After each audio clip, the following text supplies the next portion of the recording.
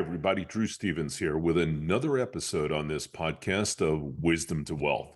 I want to talk to you a little bit about wills today. It's incredible how many individuals that I speak with on a daily basis about retirement and estate planning, and almost 67% of those individuals do not have a will. Here is the situation. The fact is that at some particular point in time, and I was told this when I was, oh goodness, 17 or 18 years old. As you start to live, you start to die. I was told that by a chemistry instructor in my high school class by the name of Mr. Cop. Yep, this guy was very transparent. I thought at the time he was pretty grim, but it was a bold statement and one that always stuck with me. And the fact is that, hey, look, you know what? We're not going to be around forever. Over the course of time, whether you're 18, 20, 30, 40, 50, 60 years of age as I am and older, you're going to acquire assets. Those assets are going to be clothing. They're going to be jewelry, furniture, and lastly, automobiles and perhaps even real estate. The fact is that if you have family and if you have significant others in your life, even if you don't, you should get a will. And you should get a will because it's a good way to transfer your assets upon the fact when you become deceased. You need an opportunity to let your family and friends dispose of the assets that you've accumulated over the years. If you don't, you will die in what's known as intestate. What happens then in that particular situation is that the state is going to take over all of your assets.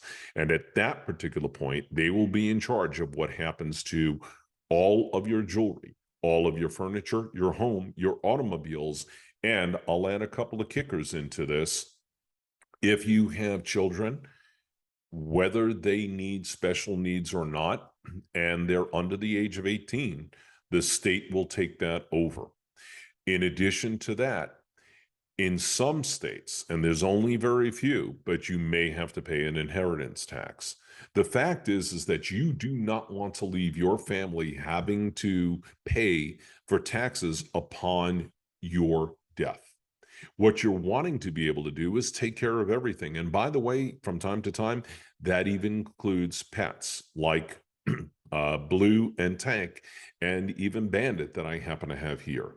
The fact is that having a will is a good way to take care of those assets. Now, many people will say, I really don't have a lot of assets, A, or B, you know what? I really don't want to talk to an attorney because it's going to cost a whole heck of a lot of money.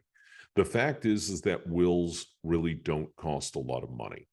And more importantly, estate planning is a key factor when it comes to your retirement and estate planning. So you should have a will. You should have a will because if you're with a significant other and one of the two of you passes, there's still mortgages that need to be paid. There are still going to be automobiles that need to be paid for. Expenses is what I'm saying. You have assets and you need a way to dispose of those assets in the right way. Do you really want to die intestate and let the state make that decision? Or is it easier for you then to make that decision? So what I'm suggesting to you today is that wills are really not foolish. Wills are something that you should have.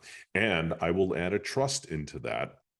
And trust operates very similar to a will to a certain extent, with the fact that it really focuses on real property or real estate.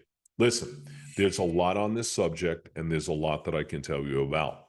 So what I'd like you to do is call me. What I'd like you to do is email me or schedule some time on my calendar link, and let's have that conversation. And I can give you 3, if not 4 resources that you can find affordable help for a will. Think about it. It's a good thing to do. This is Drew Stevens. I'll see you next time, and I'll give you as much wisdom as I can to help you in your retirement and estate planning.